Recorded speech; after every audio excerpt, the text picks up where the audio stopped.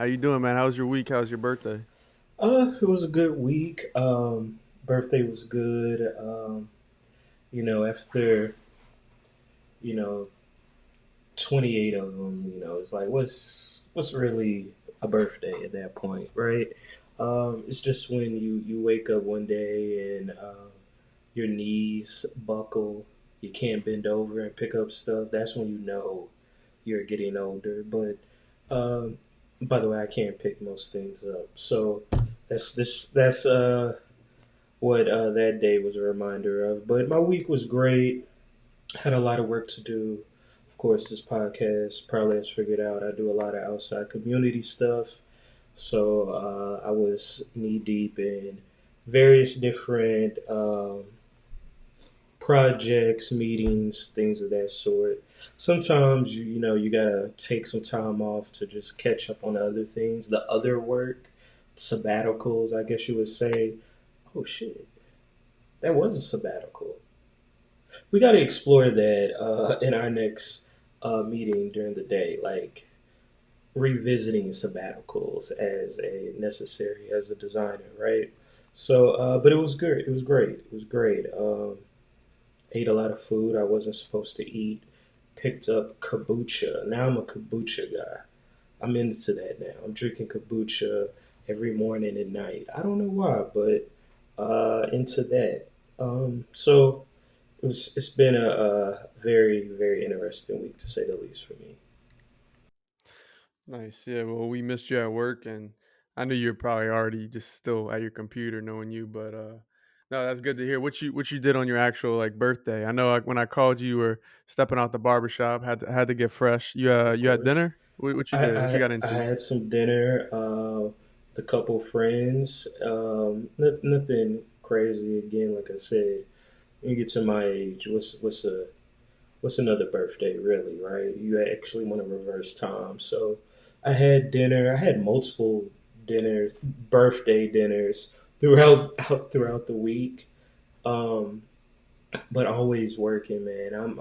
I have to figure out how to really separate work and like life or like leisure because I love design. I love working. I love building, you know what I'm saying, brick by brick, obviously. So um, it was a very productive birthday.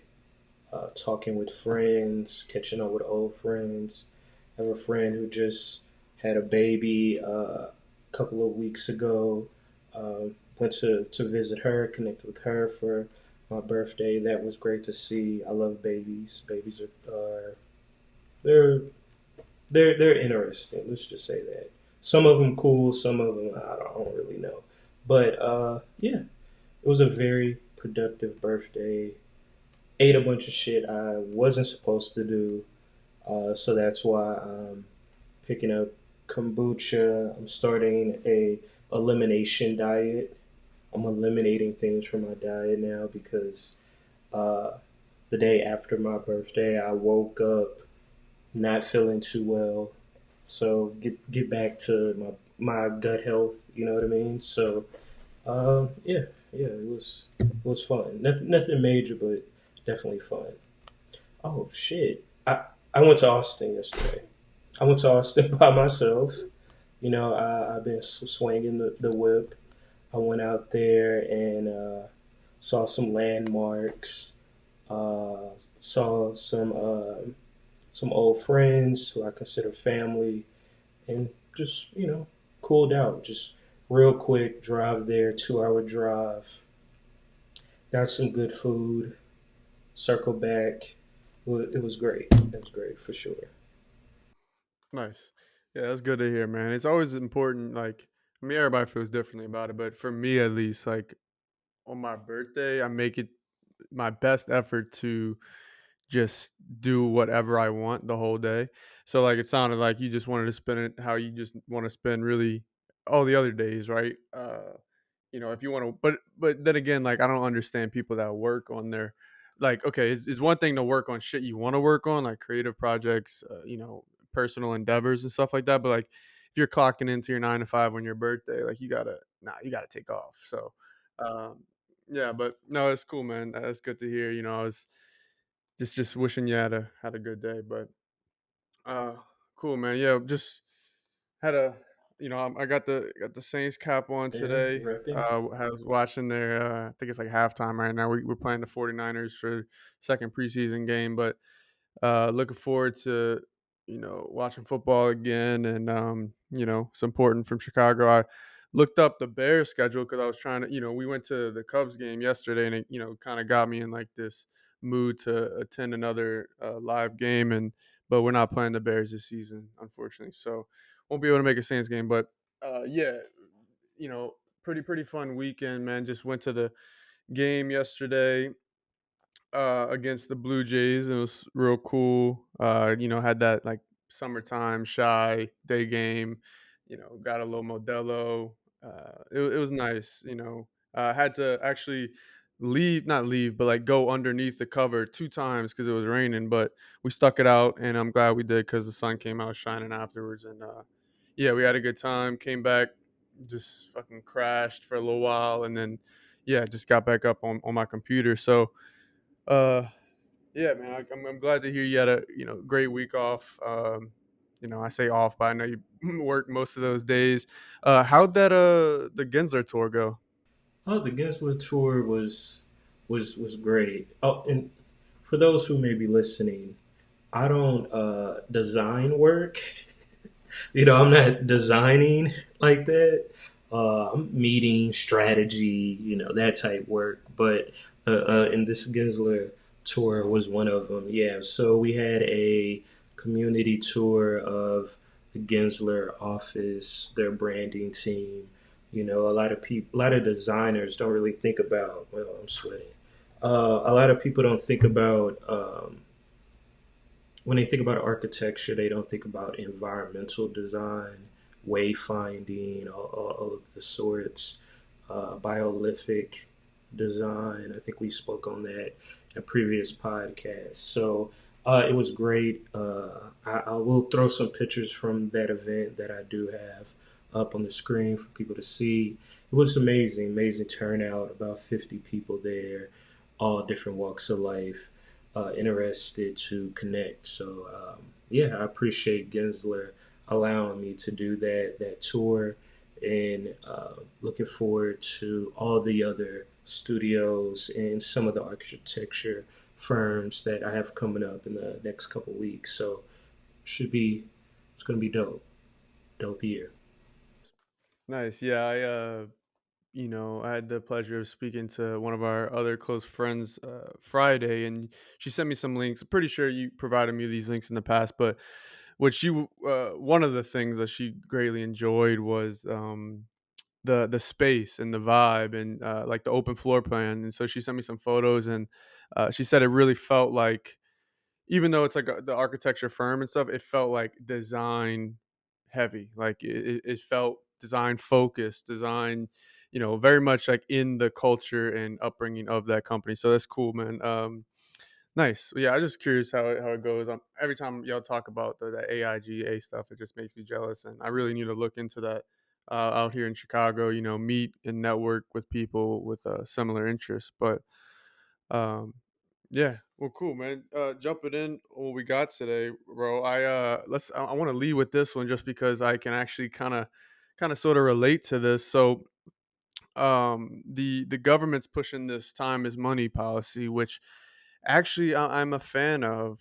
They're safeguarding consumers and trying to implement this like one click cancel thing. And so I guess throughout my life I've had several experiences along these lines, but one just happened to me previously this week. So long story short, I canceled on my Orange Theory after several months. I was very consistent at one point, and then I just started to fall off. And like my last 2 months, I paid for it with going maybe like a handful of times, like not taking the subscription, the membership, to its full extent, right? So I decided to cancel it because it's just great weather in Chicago, and I'm getting out running and biking. I'd rather do that shit than go and get my ass kicked in a little small gym, right? So I canceled it June 28th, and they have a 30-day policy. So I knew I'd get charged at least one more time. In fact, it should be right. Only one more time for last month's payment, and then I think it was Thursday of earlier this week came up, and I got charged again. So I'm like, wait, I go read the fine text, right? And I should preface how I did this. They have a cancellation policy or a cancellation link in the footer of their website. So you click on it, you go fill out like a small little survey. Why did you decide to cancel? Your information, email, number, name, all that shit. Did all that. I'm thinking I'm canceled, right? I knew I should expect one more payment, 100 whatever, and then I would be good. But then I get charged again, so I give them a phone call, and sure enough, I made sure I pulled up the receipts with the date. They got right by there, like, "Hey, Braden, we're so sorry. I'm just pulling up the email now. We got it. It got right by us. So I'm gonna send you an email now, and you'll be refunded within 48 hours. So just something like that was just like it was just I can only imagine what all these other people are going through because not everyone is like very disciplined to like check their account and to run the dates and to monitor it very carefully, like to understand where these companies are trying to leech your cash. So I'm a fan of this one click cancel, one click unsubscribe. There's gyms, healthcare memberships, just like really any industry that they get you with these subscriptions where they make it so hard for a consumer to cancel that they make it so hard to where they're like, let's just make it so hard and so difficult that maybe they just end up not doing it, and to stay on, which is some fucked up evil shit. And I'm glad to see that there's like an initiative being put into place to stop that. So yeah. Who are you telling? Yeah, that's predatory cancellations, predatory fees, dark these UX dark patterns. We kind of talked about this episodes ago about Adobe and their practices to cancel. We've all probably used that. Try to cancel, get 2 months free or something, whatever it is. Another company in our realm that's pretty sick with it is Figma. Figma's real nasty with it. It's very difficult to cancel. I think they're trying to charge me right now on my personal account uh, for uh, this is some brick by brick lore. At one point, we have a Figma account called I'll name the studio later. That's what I don't know if you remember that. And yeah, like recently they tried to charge me for that account, and I'm like, wait, me and Braden ain't been on Figma in a while. Like we're on Figma, but not on that account. And I still, to this very moment, while you're speaking, I can't figure out how to cancel. Like I don't know where the button is. I can't find it. I'm literally, as we speak, clicking through it. Can't. I don't know where do I go. It's weird. So if this could be properly executed, I would love to. I would love to see it. I mean, I would love to see it. I'm still wondering what happened with that federal now stuff. You remember they're supposed to get rid of Zelle and all that and have that or service now, whatever it was. So I don't really have too much faith in the government to implement this and it works. Oh, who's another bad actor? Live Nation, Eventbrite, Ticketmaster, uh, the fees as well as the cancellations, refunds. Um, I'm interested to see how these engineers, UX people, kind of skirt around this policy once it's implemented. That's going to be very interesting. As we speak, I still have not found out how to cancel Figma. So real time, real time deal. So who knows, man?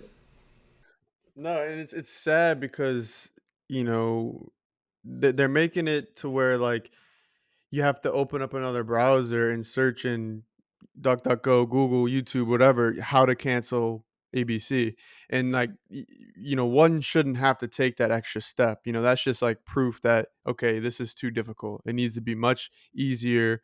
Uh, it's just the company's not wanting to lose that just that revenue. And it's sad. So, yeah, but man, moving along, JP Morgan introduces an AI assistant. I thought this was interesting to see, just because, like, okay, obviously we've discussed AI several times on this podcast, right? It's gonna be an ever growing topic of discussion. However, as we move forward and we see these companies, JP Morgan being just you know a staple, a big player, in the financial space.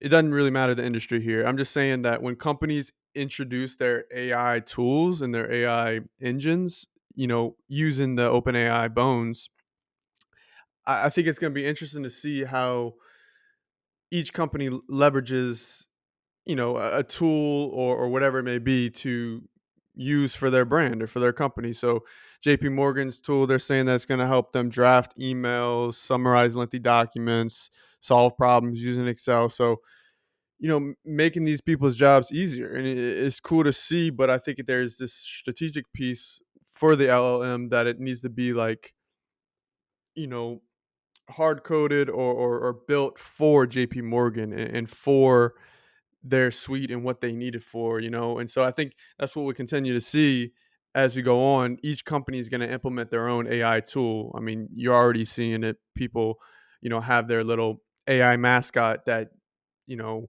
scrapes data for them or responds with simple responses to this person, right? It's just going to become more and more of a necessity to have for your business. So, Yeah, yeah. But I wonder who, and maybe I need to read more intently on this. When they say assistant, is it assistant um, like what task? How would that work? Because like when you just go to these companies' website, their chat bots usually suck, or when you call, whatever 1-800 number is like an ordeal to like really solve problems quickly. So I wonder, how is this gonna look in real time? Is this um, like, how is this any different than a company just providing their employees with a chat GPT subscription?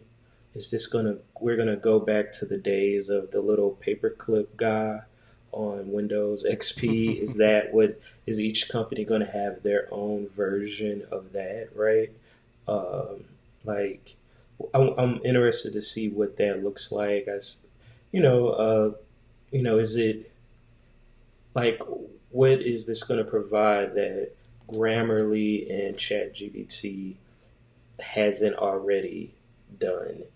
Or are people actually doing that? Or have they bought into this craze of AI, these LLMs, and not even looked at other options that could have already been in place? It's cool. I'm interested to see for sure. yeah, no, there's definitely like no doubt in my mind that there's employees that are in and out of Excel all day that just have, a personal OpenAI subscription paid for that they leverage for themselves, and they reference that, they send shit they need summarized and all that. This one called LM Suite that JP Morgan's introducing is supposed to be used to summarize lengthy documents, write emails, basically the shit that ChatGPT can already do, but they branded it JP Morgan. I'm assuming they feed it with some API shit that is JP Morgan related or, something to do with the bank. It says here that it's planning to also like create marketing content for social media channels, develop itineraries for the bank's travel agency. So, it's just interesting how they can build upon what OpenAI has built, and then just pick and pull different shit to optimize it for their company. So, I'm definitely, curious to see how companies in other sectors, other fields introduce their own little mascot tool that they can, brand and make their own. So yeah, it's pretty cool. I guess if it's making these people's jobs easier, then it's a win, I guess. But um, sticking along those AI lines, I know we both use Twitter. I was just curious to ask if you've seen some of these AI images, man. I've seen some crazy ones. So, is it the Grok-2 just released and it's like super advanced? It can do a lot. I haven't used it myself, but I mean, I've seen some of these images pop up on my timeline.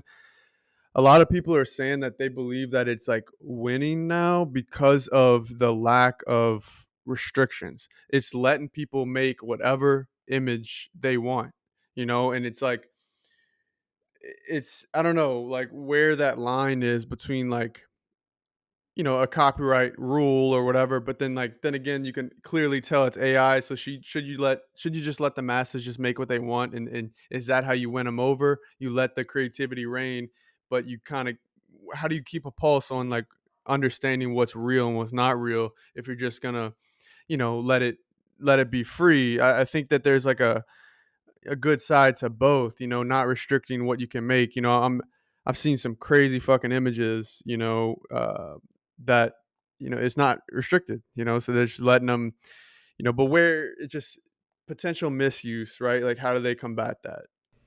Yeah, yeah.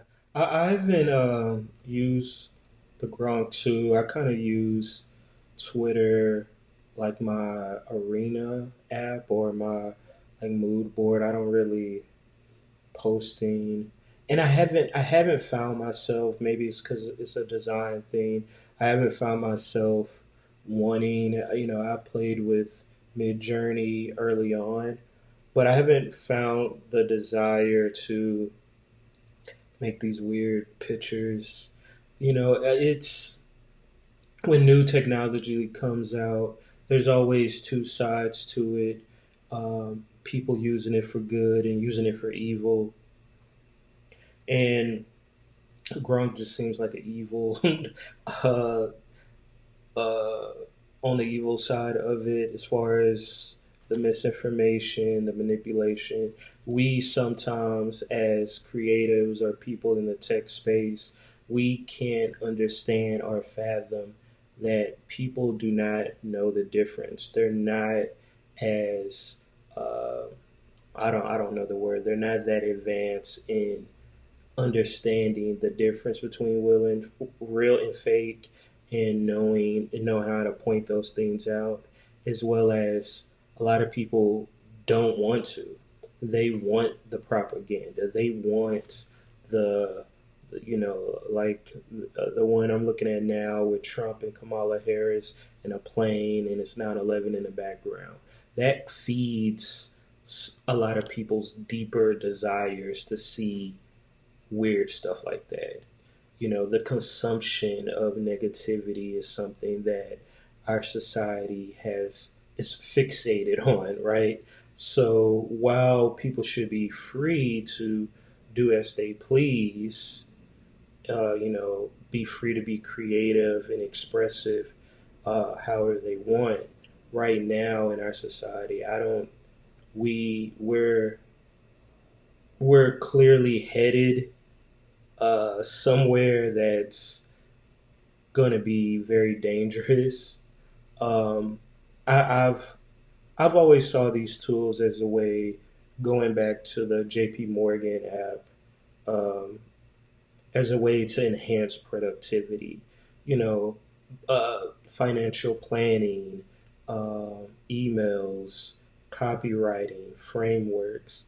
That's overall where these tools will end up being a companion to enhance productivity wherever we see. And it's going to be a while till we can kind of people learn how to spy fakes and kind of overcome uh, this image thing, right? Like, it's kind of lame.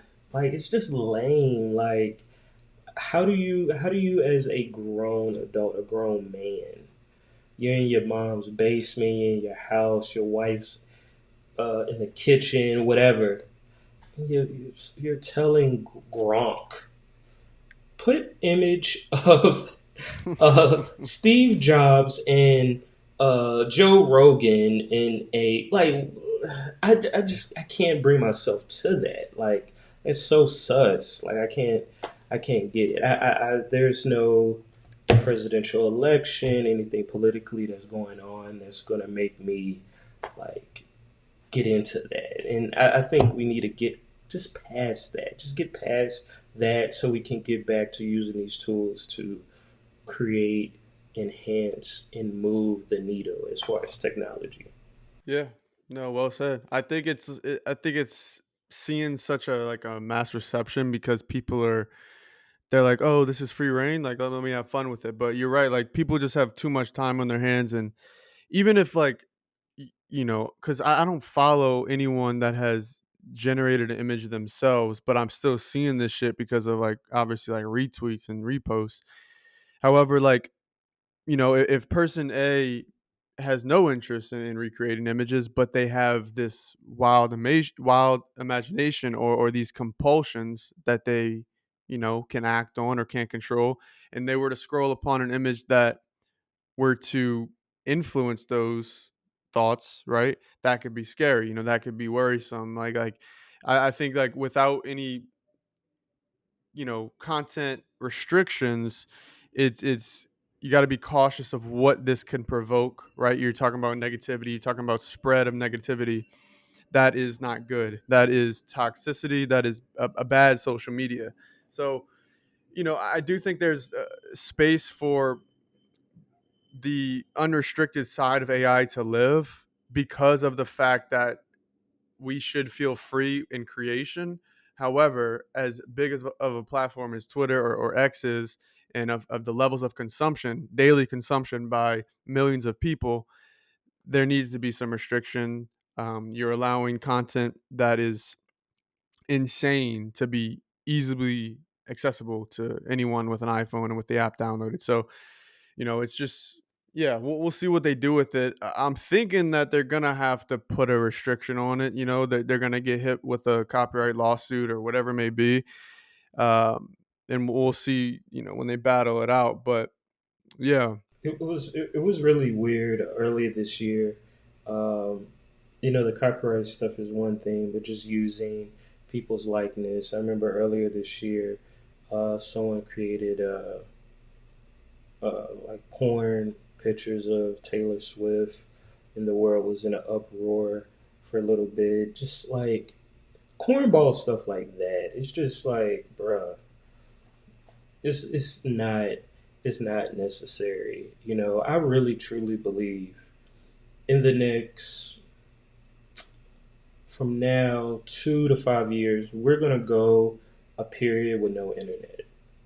That's gonna happen. Like we're just not gonna have internet uh, because this is really like the I used to watch these Vice TV shows back when Vice was worthwhile, and they talk so much about how there's this cyber war going on, and it's all this stuff behind the scenes that we're already at war.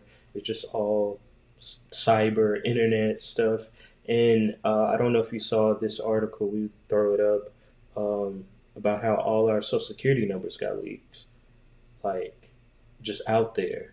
And I don't know how much weird spam stuff you get, but bro, we just don't. It's just too much unprincipled negativity around technology that technology kind of goes through this phase of like you have to test it out so you can get to the real stuff. So, people use technology for porn. I think porn was in HD before TV, right? Like that's just how it kind of goes. But I can't wait till we get past this, man. I can't. But bruh, I still sometimes get on Facebook and some of the stuff people saying, doing, think is real. It's just, it's nuts. there needs to be an implementation of a digital footprint of some sort of every AI generated, image or video, whatever, that can be picked up by every device and platform that it's posted on. And it can clearly say, a banner on the bottom or whatever, this is fucking AI generated. Don't believe it, you idiot. Yeah. You know? Uh, so yeah, let's hope for something like that. But cool, man. Well, we got to wrap this one up. Let's do some recommendations. You want to lead?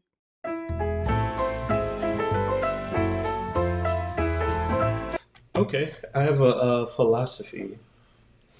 Um, Talk to me.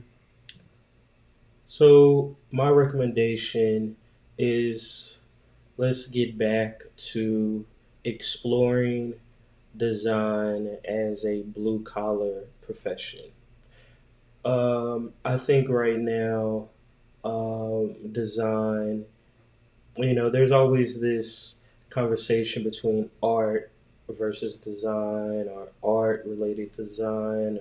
And I think what is not talked about is the the the being a servant, being a uh, at service to your community, to your clients, to the people you design for.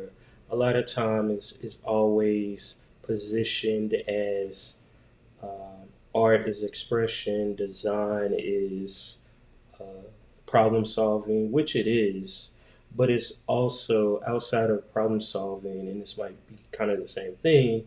It's just being a servant to others, and I think that's a missing part. If you're a person who wants to serve your community, serve people, or serve a so-called niche, design is has a place for that, and that can also be a motivator. So I think we've gotten to a place where we sometimes as designers we only can see being cool as being a artist, or we're like we have these Silicon Valley fantasies because it looks cool on the blogs and the vlogs on YouTube. But there is something noble about being at service to people beyond just being a problem solver and falling in love with the craft. One thing that I'm looking forward to trying to do this year is actually getting back to drawing, sketching on paper, doing Rizzo prints, maybe getting a silk screen set up and really touching the creation. The digital space, I feel like um, we're kind of separated from that. We're just consuming so much.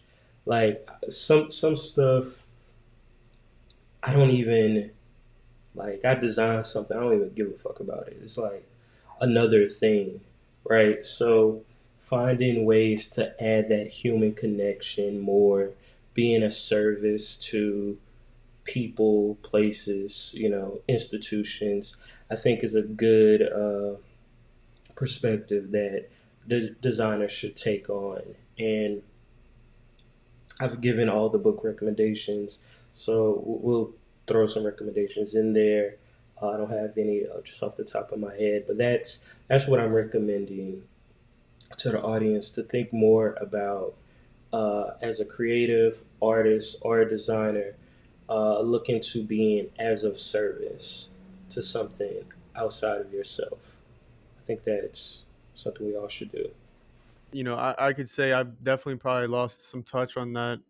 I think I was more in tune with that essence or that being a servant to someone, like when I was in my more so in my freelancer days, and I would in New Orleans, Baton Rouge area, where I would land a project and I'd go sit down at a coffee shop, with the client and shake their hand and have well thought out conversation with them and really get to see, the light in on their face, just when we discover a solution to the problem and that they can see that I can deliver on it, it feels good that you're able to help them out. And some of these people, family owned businesses, you're helping out them and their family and the success of their company that can, the strides that they can take. It's a good feeling. So no, that's a great call out. And I think that really designers, but anyone who provides for people in any way, just that feeling of providing value and helping people out is just such an important part of the act, right? The act of serving. Now that's a great one. My rec is a little different this week. It's not a tool. It's not a platform. It's not a. I guess it's kind of an activity, but anyways, I guess it's kind of two in one. So Friday night, we went out on the town and we went to dinner. But before we went to dinner, we went to get like scalp massages. This is the very first time I've ever done this. I don't really like people touching my hair, so but this was really cool, man. This was like a new experience, like an hour long, and it was just like so relaxing. And yeah, so I just recommend go get you a little massage. Get yourself feeling right. But then after that, we went to dinner at a Bucktown. This place, man, was so nice. The vibe was right. Got some great pizza. Yeah, I guess those are my two very quick recs. I guess just like self care. I guess I can lump the first one into. Just like I've never really got massages like that, or really just like treated myself too much. Uh, in my eyes, like I treat myself to a bike ride, right? Or I treat myself to like I haven't done this in a while, but like going to play golf or something, right? Like doing something I want to do. I may be, starting to do more like, I don't know, like I recently got on like the workout classes, like treating yourself to one of those. I really think is a gift to yourself because just like working your body out like that, it's just like the feeling afterward is just like so worth it. So yeah, go fuck with this. The place I went to, H2O Head Spa in Bucktown, Chicago. They were real nice people. It was cool. Um, yeah, and then if you want some good pizza or some good Italian at a Bucktown afterwards, not too far from that spot. But yeah, that was my Rex this week. Um, Great. it will wrap this one up, man. Sir. Appreciate everyone for listening. Another one in the bank, Another one. and another one. Well, we'll talk to y'all next week. Peace.